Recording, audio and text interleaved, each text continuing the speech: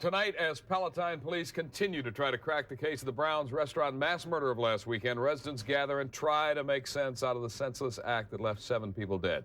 Here's the latest tonight. The village of Palatine holding a moving memorial service to the victims of the Palatine mass murder. Earlier today, the daughters of the murdered couple who ran that restaurant speak out for the first time. You'll hear from them. Meanwhile, police in Palatine compare notes with investigators in Indiana now, after a fast food restaurant there is also robbed at gunpoint. A break in the case would certainly help the healing in Palatine, but as it is, people there can only come together and try to get through the painful tragedy. Hundreds gathered tonight to remember the victims and support the survivors. Lilia Chacon was at the community memorial service. She joins us now live from the scene of the massacre itself. Lilia? Yes, Robin, we're outside the Browns Chicken where 6 days ago this heinous crime shattered the community. I might also mention that several police squad cars have just pulled up, 3 or 4 unmarked vehicles, and some men wearing like spacesuits, lab technicians perhaps, are once again going through the evidence that may yet remain inside the Browns Chicken. Now, the crime that shattered this community, tonight members of the community came together to begin the healing. They found that when they shared their burden, they lightened their load. My riches gain I count. This week, Palatine wept. But after these tears, we can develop the attitude that together we are stronger than ever because we care. The Palatine Village president joined 9 preachers from different churches and different faiths, but all with the same message.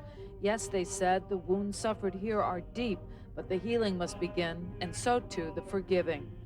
The evil that has entered into our community is an evil committed by people.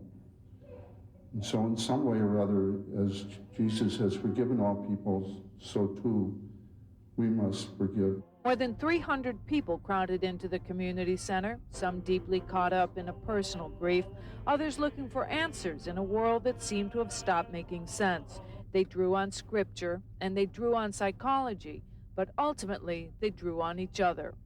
We sympathize and grieve for the families, and we're very sad for our community, but I think this is a starting point to heal all of us. In a time of trouble like this, the best thing for everyone is just to stay together, pull together, and that gets everybody through this. There's a lot of wounds yet, and it'll take time, but we'll come through. We'll come through. Yes, they probably will come through. There is another briefing scheduled tomorrow with Palatine Police. Perhaps at that time we'll find out what is going on behind me at this hour. There are also counseling sessions scheduled at the police station and at the high school to help students and families deal with the grief and the sense of fear that pervades this community. And all of them will continue to try to make their way through what one preacher tonight called a broken and sinful world. Live in Palatine, I'm Lilia Chacon, Fox News, Chicago. All right, Lil, thank you very much. Family and friends of Thomas Menes came to St. Thomas of Villanova Church to say goodbye to the 32-year-old slaying victim.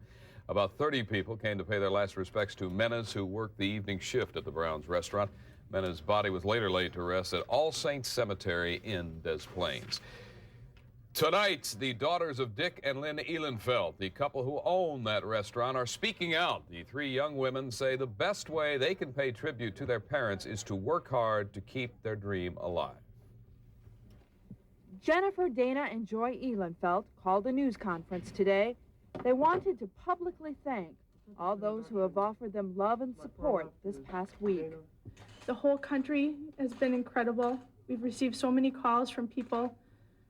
And just the outpouring is just, we didn't think it existed in this time anymore, that people would come together with such a bond for something that happened to 7 families. Holding hands and at times fighting back tears, the Ehlenfelds talked about the murders of their parents and friends.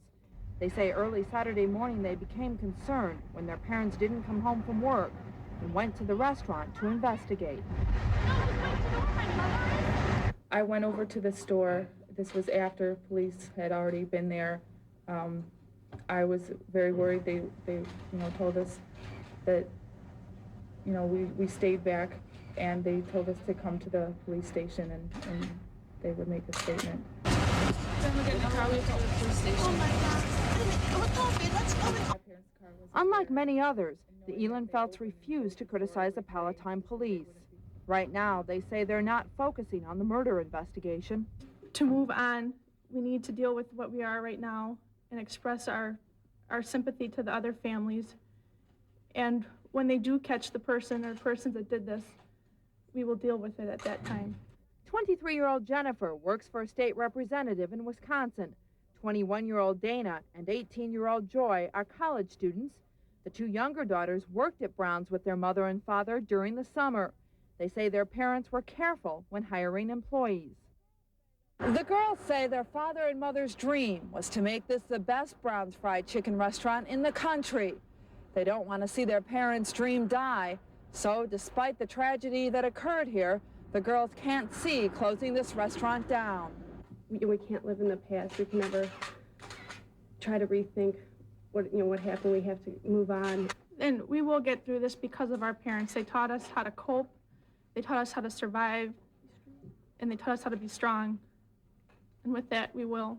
When asked what their parents would say to them now, Dana Ehlenfeld didn't hesitate. They would just want to give us one more last hug and just tell us how much that they loved us and to lean on the people around us and that they'll help out and just tell us that they love us. Ann Kavanaugh, Fox News, Chicago.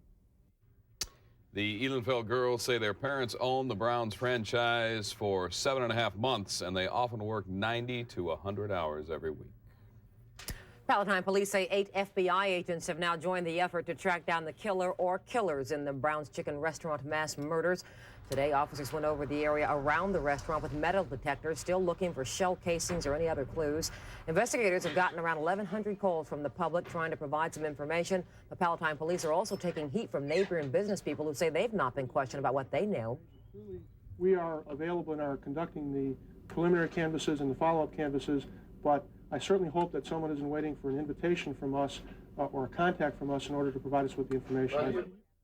The police task force is still trying to see whether or not the Browns incident may be linked to other robberies in the northwest suburbs.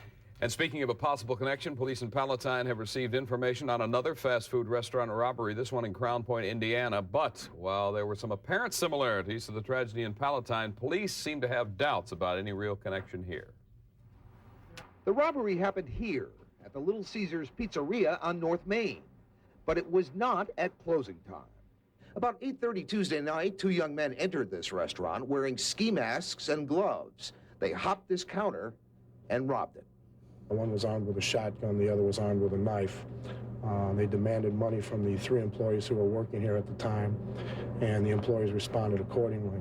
Then, 3 employees, including Barbara Anderson, were herded into a food freezer, and the robbers cut the phone lines and fled.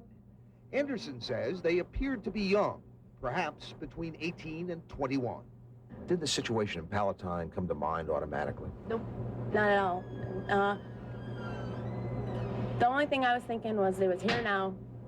You know, I wanted to get them out of here, get them what they wanted, get them out of here, and then maybe hope somebody would catch them.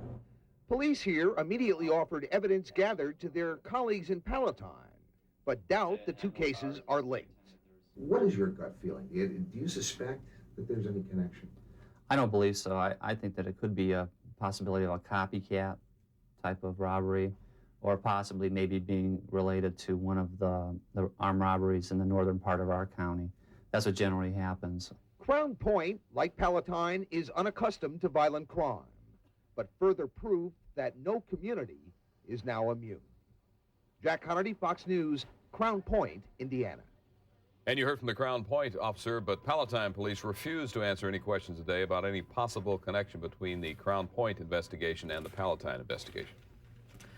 Palatine police conducted a series of security seminars for students at Fremd High School today. Police offered the teens tips on how to protect themselves, especially when working at part-time jobs. The session was closed to the media, but afterwards, students said it was reassuring and helped them overcome any fears they may have had.